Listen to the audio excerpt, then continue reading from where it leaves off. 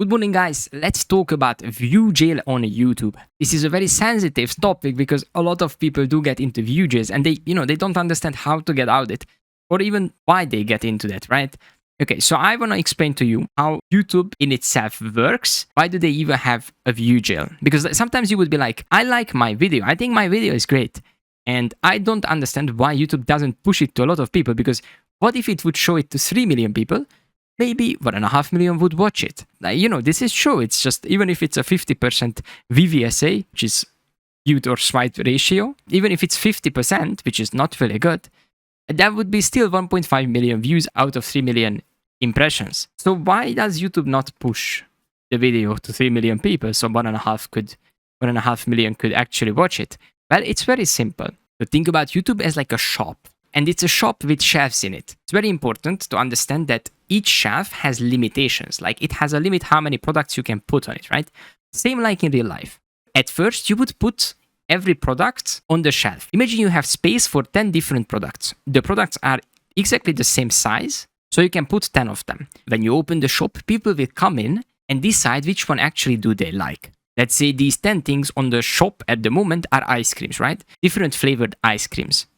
So when they come in, there is more people wanting to buy chocolate flavored ice cream. So this is why the shop after some time will say, what if the cinnamon flavored ice cream doesn't sell? Like, they put it out on the shelf every single day, but it doesn't do anything, right? Like, they sold 5 in 2 weeks, while the chocolate flavored ice cream sold 300. So they're gonna be thinking, how can we make people buy even more?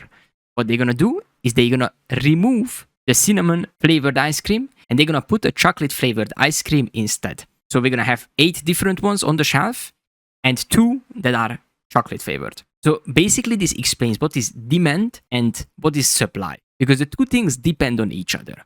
So imagine your videos are basically ice creams, right? This is actually funny because YouTube itself calls the shorts feed the shorts shelf. So if your video gets into the shorts feed, it gets into the shorts shelf, which is really funny, right? Because it's like an actual shop. Your stuff is on the shelf, but the shelf is limited, right? Because you cannot just put everything there because people won't watch it. And what is the goal of YouTube is to keep people watching and keep them on the site engaged. Very important. So when you put a video, which is 50% VVSA, 50% of the people may be going to close the application because they're going to be like, oh, that was a boring video. It's time to do something else. And this is exactly what YouTube don't want. YouTube want to serve videos that are absolutely the best, one after the other. So they cannot afford to have 2 or 3 cinnamon ice creams on the shelves while people don't want them, right? Of course, we could say, yes, how do we know if people actually want that short or that ice cream, right? Because it's just a metaphor for it. So how do we actually know if it wasn't even shown to a lot of people? And this is a valid question. Imagine the video is shown to 300 people. And if only 25 people actually watched it and the rest of them scrolled, that means that there is no demand for that exact video. Or people just don't resonate with it, which indicates to YouTube that the video is not quality enough to be on the short shelf. Because like the short shelf is a very valuable place to be. You need to earn your place. You cannot just post something and expect to be on the shelf. Like, you cannot just grab your cinnamon ice cream, which was bought by no one, and then expect it to be making millions of dollars a year, right? Like, it's just not how it works. So basically, they mimic the people's reaction in a small scale. Out of 300 people, if there is X amount of people who don't care about the video, then it's just not going to be shown to more people. If out of the 300, 250 are interested in the video, they are engaged, they comment, they like, etc. So they care about the video. It can be because they love it or they hate it, it doesn't matter, but they engage with the video. Then YouTube is going to be like, okay, this keeps people on my platform. I can show it to more people. So they're going to be staying on the platform as well. And that's how you can go viral, basically. That's how you can get out of the 100 view jail, 1,000 view jail, a few thousand, and then 10K and all that. It's just like having more and more people engaging is basically the goal. So this is how YouTube Shelves or YouTube Shorts in itself works. It's basically supply and demand. And now we will get into a bit more in depth into this new section, which is how do you even get out of the 15K view jail, which is 30K right now. But so we understand that we need to make videos that people actually care about. We have to package it that is interesting enough for the people to watch it, right? And that's when we're gonna reach that 15,000. And we're gonna be stuck there. But why? It is where being a nerd comes into play and helps you a ton. Statistics are everything. So as you know, the goal of YouTube is to keep people on the site. How can you achieve that? People watching your videos longer and more people watching your videos. These are the only two things that you need to make a video go viral. But how do we stop them from the doom scrolling and stop them to actually watch the video? Well, you need a lovely hook, right? This is what we already talked about, and I think you have heard this advice many times, but it's so true. You need a banger, a hook that keeps people like, oh my god, what the hell, you know? In some way, it has to be surprising, interesting, scary. In some way, you need to interrupt their scrolling pattern. When you interrupt that scrolling, that doom scrolling, they're gonna stop and start watching. And this is where comes my favorite part. Average view duration, AVD. You need to make AVD higher and higher every single time. Average view duration is key. As we said, we keep them on the platform. So you need to do little tricks, keep the person actually watching. It can be through storytelling, it can be through editing, it can be through visual, satisfying stuff that we can see. So people actually keep watching. But it's really crucial. It is one of the two main ingredients to go viral is AVD, AVD, AVD. What is your goal with your VVSA? I'm gonna tell you, anything above 75% is already decent. Anything above 80 is pretty good. And anything above like 90 or 85 is absolutely amazing, right? So if you have a video which has, let's say, 65% VVSA, it's very likely that it's not gonna go viral because there is just not enough demand for that exact video. Not enough people buying that ice cream from the shelf, so they're not gonna put more of that ice cream on the shelf. For AVD, your goal depends on the length of the video. For example, I have a little rule that I will tell you or how I can decide if the video is good enough or not in my eyes, right? Average view duration for videos that are 20 seconds or less needs to be 120 plus. So that means that if the video is 10 seconds long, then the average view duration has to be 125, 150, or even more, because the video is short. If you want to compete, people need to keep watching for a long time. For 30-second long videos, the goal is to have it to at least 100%, but ideally more. More chances of going viral if it's like 130 or 120%, of course, always. But at least 100% is needed, it's crucial. Around 40-second videos, you want to have 80 to 90% average view duration at least. That's like the minimum. Otherwise, it's going to be very difficult to go viral and actually get out of that view jail, because that's our goal, right? Like if you get out of the view jail, you are bound to go viral. Maybe the viral is not going to be 80 million, but maybe it's just going to be 250,000, but it's already like mini viral, right? Like already got out of that jail. If you get out of it, that's already considered a viral video. Maybe it's not crazy viral, but it's a decently viral video. And for videos that are around 1 minute long, you want at least 80% or more average view duration. These are my rules though. Like this is not something that everyone has to follow, but in my eyes and with my experience on YouTube, this is what I learned. You need to have these numbers to have chances of going viral. It's very unlikely without these numbers. And if you can combine the two, right? Like have a high VVSA and have a high percent of average view duration, then you are bound to go viral at some point. Also important to mention that even if you have these numbers, sometimes you're not going viral. Why is that, right?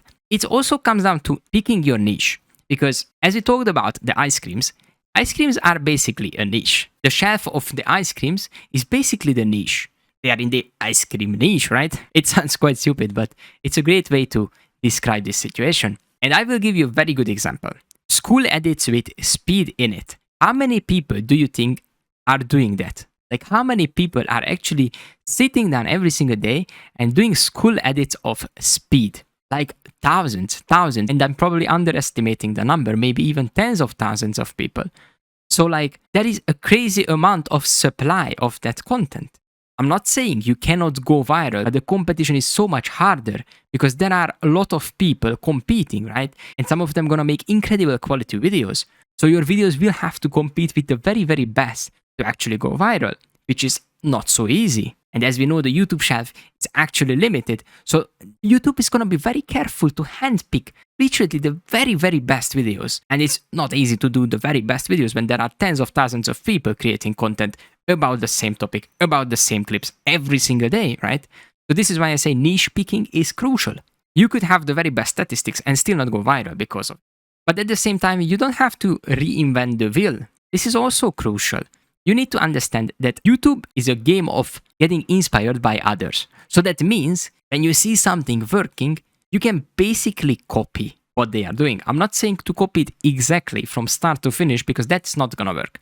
You need to be a little bit unique, just a little bit. It doesn't mean that you have to add your face. You have to have a different AI voice. It doesn't really matter, but you will have to find some sort of things that makes you different from the others. Like, let's say you are editing speed edits because you just love speed and you want to do that. That's fine. Like, I'm not saying it's impossible to go viral because it is not, and it has a high ceiling because a lot of people are actually interested in speed. But imagine if you just do the same exact type of videos that everyone else is doing. It's so much harder to stand out. So you need to find something that makes you unique, even though the content is the same thing. So like, it's not easy. You need to think about it, either the way of phrasing the things. Something has to be unique. Otherwise, you are just a copycat of everyone else, and it's not going to be unique. It's not going to be getting to the shorts feed whatsoever. Or even if it gets there, it's not going to be something that you can repeat many, many times. As we know that the shelf is limited, quality is the absolute most important thing. You don't have to upload 50 million times, but you need to upload quality. Quality is the number one most important thing in YouTube at the moment. But I also have to say that you shouldn't be afraid when you see that something is not working. You just make changes. It's fine. You can maybe accidentally find a way that actually works. You can accidentally find a formula that is a little bit better, a little bit improved, even if it's speed edits or dancing cats. It doesn't really matter until you find something that people care about. When there is demand, you can supply. The best way to do this is to see what's going on the internet. Like, if you see a lot of speed edits, yes, there is demand, but there is also a huge supply. If you see a few cat videos that are going into the millions and not too many people actually creating cat videos, you can see that, oh, there is a gap in the market. I can be the supply while there is a huge demand, right? And if there is huge demand, you are bound to go viral because there is so much more people interested in it and so little videos they can watch. You just need to understand these little details of YouTube because it's not just VVSA, it's not just average view duration, it's not just the quality of the video. It's like, it's all of it together. The taste of that ice cream, the packaging of that ice cream, how it's put on the short shelf. Like, there's so many things that you need to pay attention to. When you get one right, like one single video, you will understand, aha, this is what works. I can just keep on making the very similar content. It's gonna be going viral. And of course, it's not gonna be every video. Most of the time, shorts channels work like this. 90% of the views, or I would say even 95% of the views, will come from 5% of your videos. So that means that you don't need to go viral every week. You go viral every 3 weeks and you will generate millions of views because that video is gonna carry the channel on its back. And I'm gonna show you a good example. So this is the channel I've been showing off, and I'm gonna show you, out of the 19.4 million views on the channel in the last 90 days, this vid got 9.7 million. So basically half of the views came from this single viral video, which is still going strong. But if I just go to content and I will filter by views, you can see that 3 videos went viral on this channel in the last 2.5 months. These videos, if we add them together, right, that's 16.8 million views done by only these 3 videos. So that means that the vast majority of views came from a viral video. So that means that it's fine if some of my vids actually flop, because what matters is that we need to have just viral videos, some viral hits. If you get that, you're gonna be making money. It is fine. So yeah, I hope now it's clear how to actually get out of the view jail. And if you guys have any other questions or any other ideas that we should talk about, then please make sure to drop it in the comments. Thanks for watching and see you next time.